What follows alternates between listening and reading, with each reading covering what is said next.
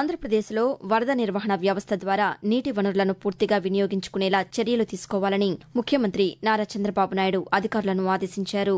గుంటూరు జిల్లా ఉండవల్లి క్యాంపు కార్యాలయం నుండి రాష్టంలో నదీ ప్రవాహాలు, జలాశయాలలో నీటి నిల్వలపై ముఖ్యమంత్రి నిన్న సమీక్ష నిర్వహించారు. ఈ సందర్భంగా చంద్రబాబు నాయుడు మాట్లాడుతూ ఎగువ రాష్ట్రాల నుంచి వస్తున్న వరద ప్రవాహాలను అంచనా వేస్తూ అవసరమైన చర్యలు తీసుకోవాలని సూచించారు. ఆంధ్రప్రదేశ్లో విద్యుత్ ఛార్జీల తగ్గింపు దిశగా చర్యలు తీసుకుంటున్నామని విద్యుత్ శాఖ మంత్రి గొట్టిపాటి రవికుమార్ వెల్లడించారు. బాపట్ల జిల్లా అద్దంకి మున్సిపల్ కార్యాలయంలో నిర్వహించిన ప్రజా సమస్యల పరిష్కార కార్యక్రమంలో ప్రజల నుంచి ఆయన అర్జీలను స్వీకరించారు. శరన్నవరాత్రి మహోత్సవాల్లో భాగంగా ఆంధ్రప్రదేశ్లోని విజయవాడ ఇంద్రకీలాద్రిపై కొలువైన కనకదుర్గమ్మ ఈరోజు శ్రీ సరస్వతీదేవిగా భక్తులకు దర్శనమిస్తున్నారు. అమ్మవారి జన్మ నక్షత్రమైన మూలా నక్షత్రం కావడంతో తెల్లవారుజామున 2 గంటల నుంచే అధిక సంఖ్యలో భక్తులు అమ్మవారిని దర్శించుకుంటున్నారు.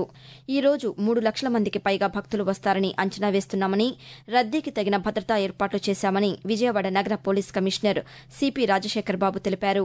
ఇదిలా ఉండగా శ్రీశైలంలో దసరా మహోత్సవాల్లో భాగంగా గత రాత్రి శ్రీ భ్రమరాంబికాదేవి కాళరాత్రి అలంకారంలో భక్తులకు దర్శనమిచ్చారు.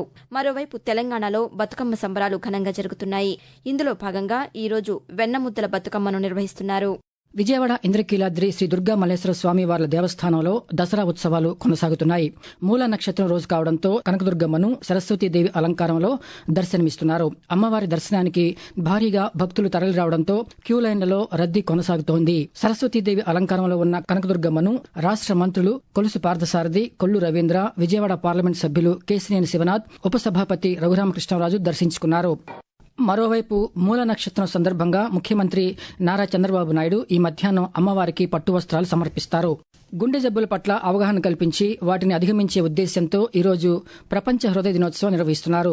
శరీరానికి ఆయుపట్టు అయిన గుండెను ఆరోగ్యంగా చూసుకోవడం ఎంతైనా అవసరం. ఇందుకోసం గుండె జబ్బులు రాకుండా ప్రతి ఒక్కరూ అవగాహన కలిగి ఉండాలి. ప్రపంచ ఆరోగ్య సంస్థ, వరల్డ్ హార్ట్ ఫెడరేషన్ల సంయుక్త ఆధ్వర్యంలో ప్రతి ఏటా సెప్టెంబర్ 29న ప్రపంచ హృదయ దినోత్సవం నిర్వహిస్తున్నారు.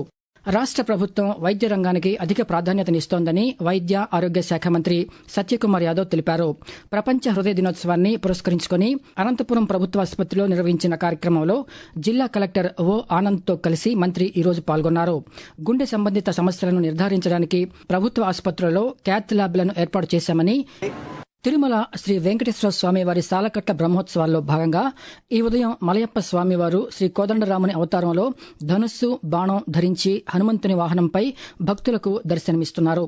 భక్తులు కర్పూర హారతులు సమర్పించి స్వామివారిని దర్శించుకున్నారు. ఈ రోజు సాయంత్రం స్వర్ణరథంపై శ్రీదేవి, భూదేవి సమేతంగా స్వామివారు ఊరేగి భక్తులను అనుగ్రహించనున్నారు. ఎరువులు, సూక్ష్మ పోషకాలు, జీవ సంబంధ పురుగు మందులపై 12% నుంచి 5% వరకు వస్తు సేవల పన్ను జీఎస్టీ తగ్గిందని వ్యవసాయ శాఖ సంచాలకులు ఎస్ ఢిల్లీరావు తెలిపారు. అన్ని రైతు సేవా కేంద్రాల్లో పన్ను తగ్గింపు, ధరల వ్యత్యాసం తెలియజేసేలా గోడపత్రికలు, కరపత్రాలు ప్రదర్శిస్తామని ఒక ప్రకటనలో వెల్లడించారు. ప్రతి రైతుకు అర్థమయ్యేలా జీఎస్టీ తగ్గింపుపై నెల రోజుల పాటు సదస్సులు, ప్రదర్శనలు నిర్వహిస్తామని వివరించారు. ఎగువ ప్రాంతాల నుంచి ప్రకాశం బ్యారేజీకి వరద నీరు వచ్చి చేరుతోంది. బ్యారేజీలోకి 6 లక్షల క్యూసెక్కుల ఇన్ఫ్లో రావడంతో దీంతో 69 గేట్లను పూర్తి స్థాయిలో ఎత్తి నీటిని దిగువకు విడుదల చేస్తున్నారు. బ్యారేజీ వద్ద రెండో ప్రమాద హెచ్చరిక కొనసాగుతోంది. దీంతో కృష్ణానది పరివాహక ప్రాంతాల్లో ప్రజలను అధికారులు అప్రమత్తం చేశారు. నదిలో ఎవరూ స్నానాలకు దిగవద్దని అధికారులు సూచిస్తున్నారు. కేంద్ర ప్రభుత్వం సవరించిన వస్తు సేవల పన్ను జీఎస్టీని దుకాణదారులు అమలు చేయాలని 20 సూత్రాల అమలు కమిటీ చైర్మన్ లంకా దినకర్ అన్నారు. జీఎస్టీ 2.0లో భాగంగా నెల్లూరులో జరిగిన సూపర్ జీఎస్టీ, సూపర్ సేవింగ్స్ అవగాహన సదస్సులో ఆయన నిన్న పాల్గొన్నారు. ఈ సందర్భంగా లంకా దినకర్ మాట్లాడుతూ ప్రజలకు మేలు చేయాలనే లక్ష్యంతో కేంద్ర ప్రభుత్వం జీఎస్టీలో మార్పులను తీసుకువచ్చిందని పేర్కొన్నారు. జీఎస్టీకి సంబంధించి వినియోగదారుల ఫిర్యాదుల కోసం 1915 టోల్ ఫ్రీ నెంబర్ను ప్రభుత్వం ఏర్పాటు చేసిందని వెల్లడించారు. ఆసియా కప్ టీ20 టోర్నీలో భారత క్రికెట్ జట్టు విజేతగా నిలిచింది. దుబాయ్ వేదికగా భారత్, పాకిస్తాన్ జట్ల మధ్య నిన్న జరిగిన ఫైనల్ మ్యాచ్లో టాస్ గెలిచిన భారత్ తొలుత బౌలింగ్ ఎంచుకుంది. దీంతో బ్యాటింగ్కు దిగిన పాకిస్తాన్ 19.1 ఓవర్లలో 146 పరుగులకే ఆలౌట్ అయింది. అనంతరం బ్యాటింగ్ చేసిన భారత్ 19.4 ఓవర్లలో 5 వికెట్ల నష్టానికి 150 పరుగులు చేసి 5 వికెట్ల తేడాతో విజయం సాధించింది. ఈ విజయంపై ప్రధానమంత్రి నరేంద్ర మోదీ సామాజిక మాధ్యమం ఎక్స్ వేదికగా స్పందిస్తూ యుద్ద భూమిలోనూ, క్రికెట్ మైదానంలోనూ ఆపరేషన్ సింధూర్ ఫలితం ఎక్కడైనా ఒక్కటే అని, భారత్ గెలిచిందని పేర్కొన్నారు.